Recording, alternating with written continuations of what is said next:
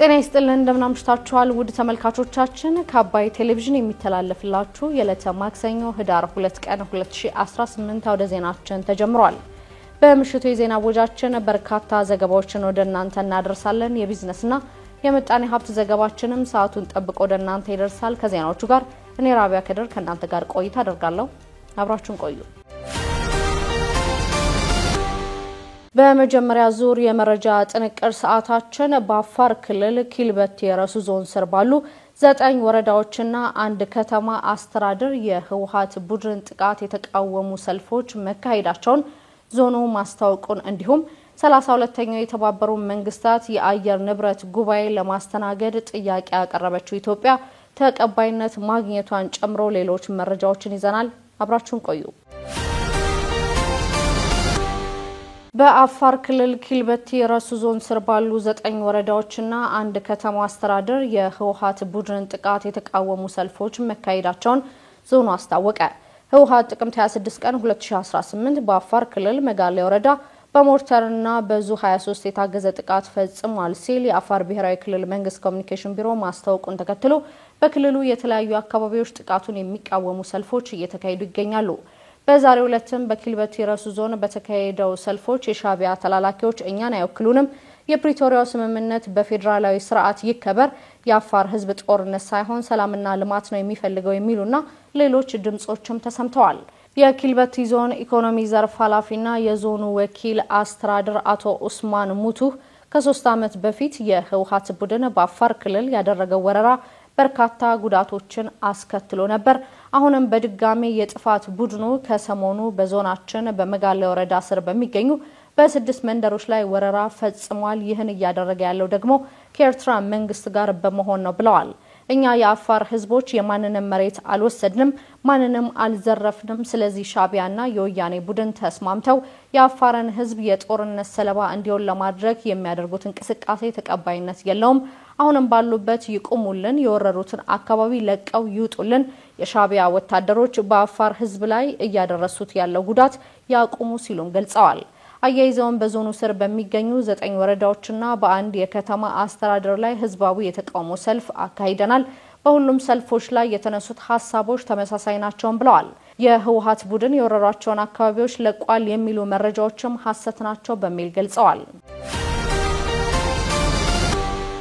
32ኛው የተባበሩት መንግስታት የአየር ንብረት ጉባኤን ለማስተናገድ ጥያቄ ያቀረበችው ኢትዮጵያ ተቀባይነት አገኘች። ኢትዮጵያ 32ኛውን የተባበሩት መንግስታት የአየር ንብረት ጉባኤ ወይም ኮፕ 32ን ለማስተናገድ መመረጧ ተገልጿል። የአየር ንብረት ለውጥ ተጽዕኖን ለመቋቋም በርካታ ተግባራትን እያከናወነች ያለችው ኢትዮጵያ 32ኛውን ጉባኤ ለማስተናገድ ባለፈው መስከረም ላይ ጥያቄ ማቅረቧም ይታወቃል። በብራዚል ቤለም እየተካሄደ በሚገኘው 30ኛው የተባበሩት መንግስታት የአየር ንብረት ጉባኤ ተሳታፊ ሀገራት የኢትዮጵያን ጥያቄ በመርህ ደረጃ መቀበላቸው ተገልጿል። የኮፕ 30 ጉባኤ ፕሬዝዳንት አንድሪ ኮሪያ ዶላጎ የጉባኤው ተሳታፊ ሀገራት ሁነቱን እንድታስተናግድ መስማማታቸውን ገልጸው በዛሬው ዕለት በይፋ ኃላፊነቱን ትቀበላለችም ነው ያሉት። የዘንድሮ ኮፕ 30 የመሪዎች ጉባኤ በቀዳሚነት የዓለም የሙቀት መጠን ወደ 1.5 ዲግሪ ሴንቲግሬድ ለመመለስ በሚደረገው ጥረት ላይ እንደሚያተኩርም ተጠቁሟል። ቱርክና አውስትራሊያም በቀጣዩ ዓመት የሚካሄደውን 31ኛውን ጉባኤ ለማስተናገድም ጥያቄ ማቅረባቸው የተገለጸ ሲሆን እስካሁን ውሳኔ ላይ አልተደረሰም ነው የተባለው። ያሳለፍነው ዓመት መገባደጃ ላይ የሀገራት መሪዎችን ጨምሮ ከ25000 በላይ ሰዎች የተሳተፉበት ሁለተኛው የዓለም አየር ንብረት ጉባኤ ለ3 ቀናት በአዲስ አበባ መካሄዱም ይታወሳል። የአዲስ አበባ ከተማ የስራና ክህሎት ቢሮ ኃላፊ የነበሩት አቶ ጥራቱ በየነ በነገው ዕለት የሐዋሳ ከተማ ከንቲባ ተደርገው ሊሾሙ መሆኑ ተጠቆመ። የሐዋሳ ከተማ ምክር ቤት ለነገ በጠራው አስቸኳይ ጉባኤ የከተማይቱን አዲስ ከንቲባ ሹመት እንደሚያጸድቅም ተጠቁሟል። ምክር ቤቱ በነገው ዕለት በሚያካሂደው አስቸኳይ ጉባኤው ሹመታቸው የሚጸድቅላቸው ከ5 ዓመት በፊት የከተማይቱ ከንቲባ የነበሩት አቶ ጥራቱ በየነ መሆናቸውን ምንጮች ነግረውኛል ሲል ኢትዮጵያ ኢንሳይደር ዘግቧል። የሐዋሳ ከተማ ምክር ቤት ባለፈው ጥቅምት ወር መጀመሪያ በተመሳሳይ መልኩ ባካሄደው አስቸኳይ ጉባኤ ከተማይቱን በከንቲባነት እንዲመሩ የተሾሙት የአቶ ተክሌ ጆምባን ሹመት አጽድቆም ነበር። አቶ ጥራቱ ከነሐሴ 2011 ጀምሮ ለአንድ ዓመት ገደማ በከንቲባነት የሰሩበትን የሐዋሳ ከተማን የለቀቁት በምክትል ከንቲባ ማዕረግ የአዲስ አበባ ከተማ ስራ አስኪያጅ ሆነው ከተሾሙም በኋላ ነበር። የአዲስ አበባ ከተማ አስተዳደር ከ2013 ምርጫ በኋላ ካቢኔውን መልሶ ሲያዋቅር አቶ ጥራቱ በዚሁ የኃላፊነት ቦታቸው ላይ እንዲቀጥሉ አድርጎም ነበር። አቶ ጥራቱ የምክትል ከንቲባ ማዕረጋቸውን እንደያዙ ከአዲስ አበባ ከተማ ስራ አስኪያጅነት ወደ ከተማይቱ የስራና ክህሎት ቢሮ ኃላፊ የተዘዋወሩት በህዳር 2016 መሆኑም ይታወሳል። የአዲስ አበባ ከተማ አስተዳደር በእርሳቸው የኃላፊነት ቦታ ላይ ሌላኛውን የሲዳማ ክልል ፖለቲከኛ አቶ ሚሊዮን ማቴዎስ መሾሙን ያስታወቀው ጥቅምት 21 ቀን 2018 ነው። አቶ ሚሊዮን ከአቶ ጥራቱ ጋር የስራ ርክክብ ያደረጉት በትናንትናው ዕለት ሲሆን በአዲስ አበባ ከተማ አስተዳደር አሸኛኘትም ተደርጎላቸዋል። የተወደዳችሁ ተመልካቾቻችን እየተከታተላችሁ ያላችሁት ከአባይ ቴሌቪዥን ወደ ዜና የመረጃ ሰዓታችን አሁንም ቀጥሏል። ወደ ሁለተኛ ዙር የመረጃ ጥንቅራችን ስናልፍ ደግሞ 9ኛ ዓመት የምስረታ በዓሉን እያከበረ ያለው የኢትዮጵያ አየር ኃይል በጥሩ አቅም እየተገነባ መሆኑን ዋና አዛዡ መናገራቸውን እንዲሁም የጅቡቲ ገዢ ፓርቲ በስልጣን ላይ የሚገኙትን ፕሬዝዳንት እስማኤል ኦማር ጉሌህን ለስድስተኛ ጊዜ እጩ አድርጎ ማቅረቡን ጨምሮ ሌሎች መረጃዎችን ዘነበህሎፍ እንደሚከተል ያስደምጠናል። አብራችሁን ቆዩ። ዩኒቨርሲቲዎች ስኬታቸው የሚለካው ባስመረቁት ተማሪ ብዛት ሳይሆን በተማሪዎቻቸው ብቃት ሊሆን እንደሚገባ ፕሮፌሰር ብርሃኑ ነጋ አሳሰቡ። የትምህርት ሚኒስትር ፕሮፌሰር ብርሃኑ ነጋ 34ኛው የትምህርት ጉባኤን በንግግር በከፈቱበት ወቅት ዩኒቨርሲቲዎች የጥራት መለኪያ የሚሆነው በየዓመቱ በሚያስመረቁት የተማሪ ብዛት ሳይሆን በሚፈጥሩት ተወዳዳሪ የሰው ኃይል ብቻ ነው ብለዋል። ኢትዮጵያ አሁን ቴክኖሎጂዎችን ከሌሎች ሀገራት እየቀዳች ነው ያሉት ሚኒስትሩ ይህ ጥሩ ቢሆንም ግን እስከመቼ ነው የምንቀዳው ሲሉ ጠይቀዋል። የተማረ የሰው ኃይል ለማፍራትና ተወዳዳሪ ባለሙያ ለመፍጠር ከፈለግን ጥራት ያለው ትምህርት መስጠት አለብን። ይህን ለማድረግም መሰረት እየጣልን ነው ሲሉ ተደምጠዋል። ዩኒቨርሲቲዎች ከዚህ በኋላ ለተማሪዎቻቸው ዲግሪ ሲሰጡ ከሌላው ዓለም ጋር በዘርፋቸው ተመራቂዎችን ተወዳዳሪ ማድረግ ሲችሉ ብቻ ነው ስራቸውን ተወጥቷል ማለት የምንችለው ሲሉ ፕሮፌሰር ብርሃኑ ነጋ መናገራቸውን ሸገር ዘግቧል። የትምህርት ፍትሃዊነት ማለት በየቦታው ትምህርት ቤት መክፈት ሳይሆን የትምህርት ጥራት እንደ ሀገር እኩል ማዳረስ ስንችል ነው ያሉት ሚኒስትሩ የከፈለው የተሻለ ትምህርት የሚያገኝና ዳው ያነሰ የትምህርት ጥራት የሚያገኝ ከሆነ ነገ ላይ የተረጋጋ ሀገር እንዳንገነባ ሊያደርገን ይችላል ብለዋል። ያደጉ ሀገራት የተማረ የሰው ኃይል በተለየ መንገድ ወደ ሀገራቸው እየሳቡ ነው ያሉት የትምህርት ሚኒስትር ፕሮፌሰር ብርሃኑ ነጋ ኢትዮጵያም በፈጠራ አቅም ላላቸውና ብቁ ለሆኑ ተማሪዎች የሚሆን ስነ ምህዳር ከወዲሁ መፍጠር እንዳለባት ጠቁመዋል። በቅርቡ በከፍተኛ ትምህርት ተቋማት ተዘዋውረን ስንመለከት የመጀመሪያ ሳምንት ክፍለ ጊዜን ያላስተማሩ መምህራን መኖራቸውን ተገንዝበናል ያሉት ሚኒስትሩ ዩኒቨርሲቲዎች ይህንን መቆጣጠርና ማስተካከል አለባቸው ሲሉም ተናግረዋል። 9ኛ ዓመት የምስረታ በዓሉን እያከበረ ያለው የኢትዮጵያ አየር ኃይል በጥሩ አቅም እየተገነባ መሆኑን ዋና አዛዡ ተናገሩ። የኢፌድሪ አየር ኃይል 9ኛ ዓመት የምስረታ በዓል የኢትዮጵያ አየር ኃይል የአንድነትና የነጻነት ምልክት በሚል መሪ ሐሳብ ህዳር 21 ይከበራል። ይህንን በማስመልከት የኢፌድሪ አየር ኃይል ዋና አዛዥ ሌተናል ጀነራል ይልማ መርዳሳ ጋዜጣዊ መግለጫ የሰጡ ሲሆን አየር ኃይል በ90 ዓመት ታሪኩ የመውጣትና የመውረድ አጋጣሚዎችን ማስተናገዱን ገልጸዋል። ኢትዮጵያ ከብዙ የዓለም ሀገራት በፊት የአየር ኃይል ቴሌኮሙኒኬሽን ባንክና መሰል ዘመናዊ የመንግስት አገልግሎት መስጠት የጀመረች ታላቅና ጥንታዊት ሀገር መሆኗን ተናግረዋል። ኢትዮጵያ ታላቅ ሀገር ናት ስንል በምክንያት ነው ያሉት ሌተናል ጀነራል ይልማ መርዳሳ የፌድሪ አየር ኃይል ኢትዮጵያ ከገነባቻቸው ስመገናና ተቋማት መካከል አንዱ መሆኑን ገልጸዋል። አየር ኃይሉ ለኢትዮጵያ ሉዓላዊነት የህይወት መስዋዕትነት በመክፈል በደምና ባጥንታቸው ሀገር ያጸኑ ጀግኖቻችንን ያፈራ መሆኑን ገልጸዋል። ዋና አዛዡ አክሎም የፌድሪ አየር ኃይል አቅሙን በሰው ኃይል ልማት፣ በውጊያ መሰረተ ልማትና በትጥቅ በማሟላት ኢትዮጵያን የሚመጥን ተቋም እየተገነባ መሆኑን ገልጸዋል። የዘንድሮ የምስረታ ክብረ በዓል በዓለም አቀፍ ደረጃ ከፍ ያለ ድባብ እንዲኖረው ታስቦ እንደሚከበር ገልጸው ለኢትዮጵያ አየር ኃይል በሙሉ አቅም ሮጣለሁ በሚል መሪ ቃል 10 ኪሎ ሜትር ሩጫ እንደሚካሄድ እንዲሁም በዓሉ በኮንፈረንስ ኤግዚቢሽንና በአየር ትርኢትና መሰል ተግባራት በድምቀት እንደሚከበር ተናግረዋል። በመግለጫው ላይ የተገኙት የቢሾፍቱ ከተማ ከንቲባ አለማየሁ አሰፋ የሩጫ ውድድሩን ጨምሮ ሌሎች ሁነቶች በቋሚነት በየዓመቱ በከተማዋ መስተናገዱ ለከተማዋ ገጽታና እድገት ከፍተኛ አስተዋጽኦ እንዳለው ተናግረዋል። የኢትዮጵያ አትሌቲክስ ፌዴሬሽን ፕሬዝዳንት ኮማንደር ስለሺስን በበኩላቸው በዚህ የጎዳና ሩጫ ከተለያዩ ሀገራት የሚመጡ ተሳታፊዎችን ጨምሮ ከ25000 በላይ ሰዎች እንደሚሳተፉ አስታውቀዋል። በሚቀጥሉት ቀናት ወቅቱን ያልጠበቀ ዝናብ ስለሚኖር የደረሱ ሰብሎችን መሰብሰብ አስፈላጊ መሆኑን የኢትዮጵያ ሜቴዎሮሎጂ ኢንስቲትዩት አስታወቀ። የኢትዮጵያ ሜቴዎሮሎጂ ኢንስቲትዩት ከዛሬ ጀምሮ በሚቀጥሉት 10 ቀናት ድረስ የሚኖረውን የአየር ሁኔታ አሃዛዊ የትንበያ መረጃ ይፋ አድርጓል። በሚቀጥሉት የህዳር ወር የሁለተኛ ሳምንት 10 ቀናት በጋ ሁለተኛ የዝናብ ወቅታቸው በሆኑት በቦረና፣ በምስራቅ ቦረና፣ በምስራቅ ጉጂና በጉጂ ዞኖች፣ የሲዳማ ክልል ዞኖች፣ የሶማሌ ክልል ደቡባዊና ደቡባዊ ምስራቅ ዞኖችና የደቡብ ኢትዮጵያ ክልል ደቡባዊ ዞኖች ላይ ከቀላል እስከ መካከለኛ መጠን ያለው ዝናብ እንደሚኖራቸው አሃዛዊ የትንበያ መረጃዎች እንደሚጠቁሙ ኢንስቲትዩቱ አስታውቋል። ኢንስቲትዩቱ አክሎም በተለይም ከሳምንቱ አጋማሽ በኋላ አልፎ አልፎ በሚኖሩት ቀናት የሰሜን የመካከለኛው የምዕራብና የደቡብ ጎንደር ዞኖች፣ ባህር ዳር ዙሪያ፣ አዊ፣ በምዕራብና ምስራቅ ጎጃም ከቤንሻንጉል ጉሙዝ ክልል መተከል፣ አሶሳ፣ ካማሺና የማኦኮሞ ልዩ ዞን፣ አርሲና ምዕራብ አርሲ፣ ባሌና ምስራቅ ባሌ ዞኖች ላይ አልፎ አልፎ ወቅቱን ያልጠበቀ አነስተኛ መጠን ያለው ዝናብ እንደሚያገኙ አመልክቷል። ስለሆነም በሚኖሩት የብራ ቀናት ውስጥ የደረሱ ሰብሎችን መሰብሰብ አስፈላጊ መሆኑን የኢትዮጵያ ሜቴዎሮሎጂ ኢንስቲትዩት አሳስቧል። በሌላ በኩል በመካከለኛው ምስራቅ፣ ሰሜንና ደቡብ ደጋማ ቦታዎች ላይ የሌሊቱና የማለዳ ቅዝቃዜ ከቀን ወደ ቀን እየጨመረ እንደሚሄድ የትንበያ መረጃዎች እንደሚጠቁሙ ኢንስቲትዩቱ ማስታወቁን ከተቋሙ ያገኘነው መረጃ ያመለክታል። የጅቡቲ ገዢ ፓርቲ በስልጣን ላይ የሚገኙትን ፕሬዝዳንት ኢስማኤል ኦማር ጉሌህን ለስድስተኛ ጊዜ እጩ አድርጎ ማቅረቡ ተገለጸ።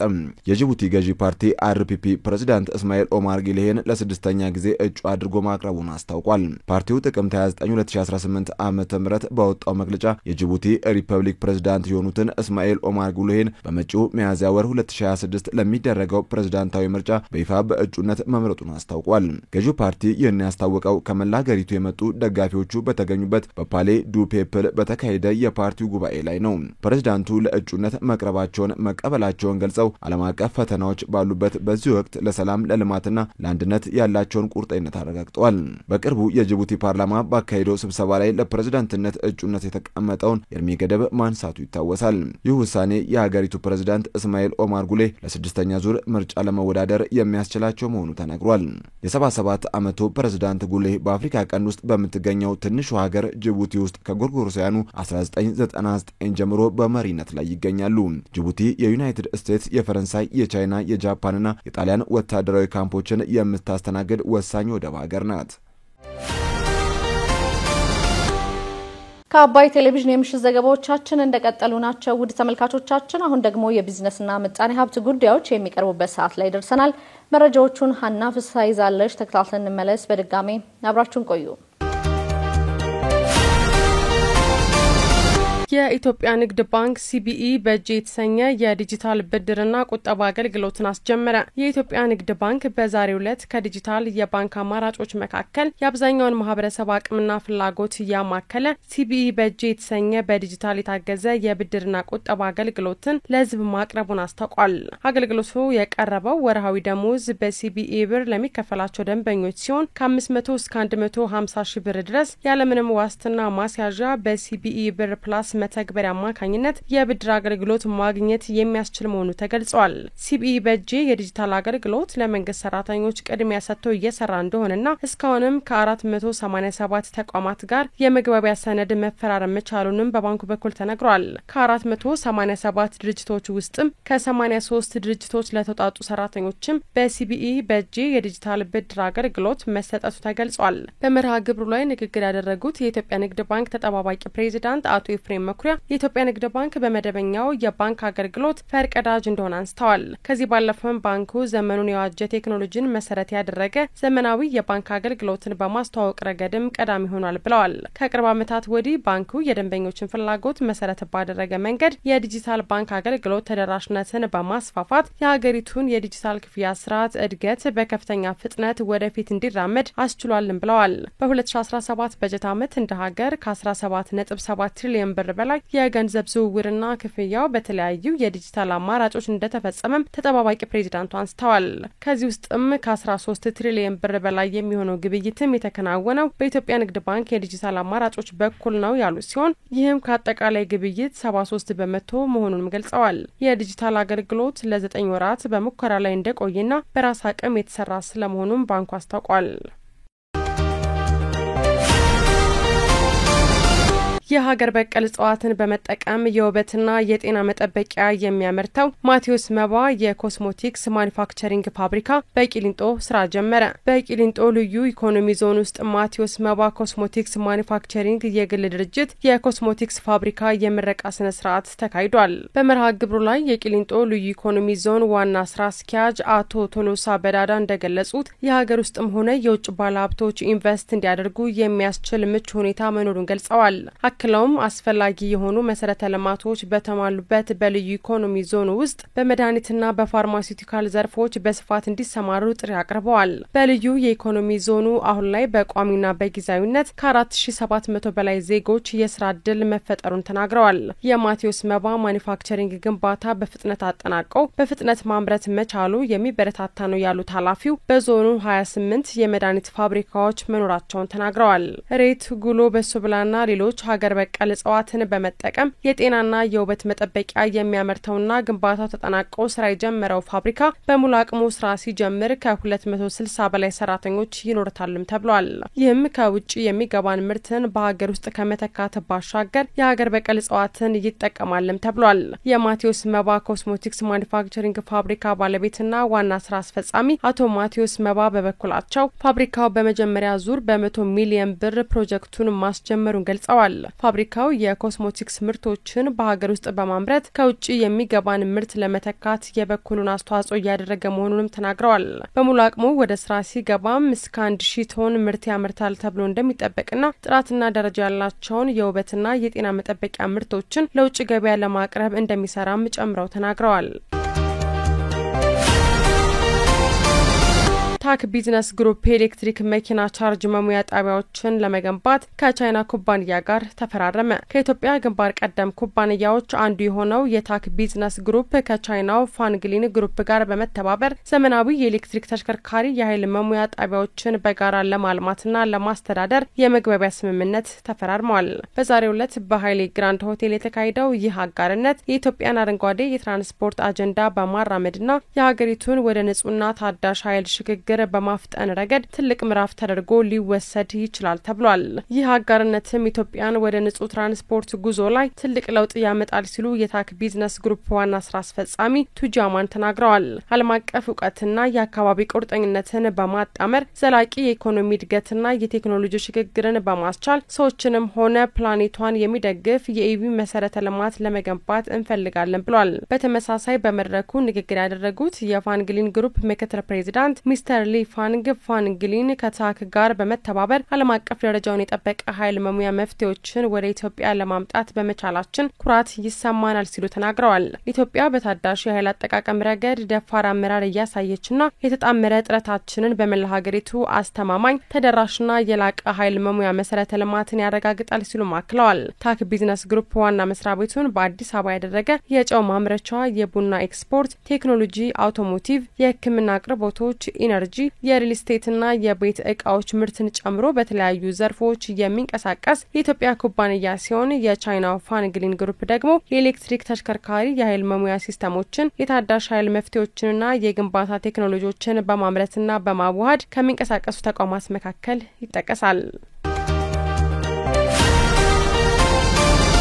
ግዙፉ ዓለም አቀፍ የችርቻሮ ኩባንያ ካርፎር በኢትዮጵያ ገበያ ሊሰማራ በሚችልበት ሁኔታ ላይ ውይይት ማድረጉ ተገለጸ። የኢትዮጵያ ኢንቨስትመንት ኮሚሽን ግዙፍ የችርቻሮና የጅምላ ንግድ ኩባንያ ከሆነው ካርፎር ከፍተኛ የስራ ኃላፊዎች ጋር መወያየቱ ተገልጸዋል። ውይይቱ ካርፎር በኢትዮጵያ በጅምላና ችርቻሮ ንግድ ላይ ሊሰማራ በሚችልበት ሁኔታዎች ላይ ያተኮረ መሆኑን ኮሚሽኑ አስታውቋል። የኢትዮጵያ ኢንቨስትመንት ኮሚሽን ኮሚሽነር ዶክተር ዘለቀ ተመስገን ለካርፎር ተወካዮች ኢትዮጵያ በቅርቡ ለውጭ ባለሀብቶች ክፍት ስላደረገች ቻቸው አዳዲስ የኢንቨስትመንት ዘርፎችና አማራጮች ሰፊ ገለጻ ማድረጋቸውም ተገልጿል። የካርፎር ዓለም አቀፍ ፍራንቻይዝ ዳይሬክተር የሆኑት ኤማ ኮፔ የኢትዮጵያን ገበያ ለረጅም ጊዜ እንደ መዳረሻ ሲመለከቱት እንደነበር ገልጸው የውጭና ገቢ ንግድ ዘርፉ ለውጭ ባለሀብቶች ክፍት መደረጉ ምቹ አጋጣሚ መፍጠሩን ተናግረዋል። የኩባንያው ኮሜርሻል ዳይሬክተር ጄሮም ቦንዚ በበኩላቸው ኢትዮጵያ ውስጥ ለመሰማራት የሚያስችል የቢዝነስ ሞዴል እያዘጋጁ መሆኑን ጠቅሰዋል። አክለውም እቅዱን ወደ ተግባር ለመለወጥ የሚያስ የሚያስችል ቡድን በቅርቡ ወደ ሀገር ውስጥ እንደሚልኩ ማስታወቃቸውን ከኢትዮጵያ ኢንቨስትመንት ኮሚሽን ገጽ ላይ ያገኘነው መረጃ ያመለክታል። እንደ አውሮፓውያን አቆጣጠር በ1959 ዓ.ም በፈረንሳይ የተመሰረተው ካርፎር በአውሮፓ፣ በኤሲያ፣ በአፍሪካና በላቲን አሜሪካ በሚገኙ ሱፐርማርኬቶቹ በየቀኑ በሚሊዮን የሚቆጠሩ ደንበኞችን የሚያስተናግድ ዓለም አቀፍ ተቋም ነው። ውድ የአውደ ዜና ተመልካቾቻችን ስትከታተሉት የነበረው የዕለተ ማክሰኞ ህዳር 2 ቀን 2018 ከአባይ ቴሌቪዥን የአውደ ዜና የመረጃ ሰዓታችን ይህንን ይመስል ነበር። አብራችሁን ስለነበራችሁ ከልብ እናመሰግናለን። በያላችሁበት መልካም ምሽት።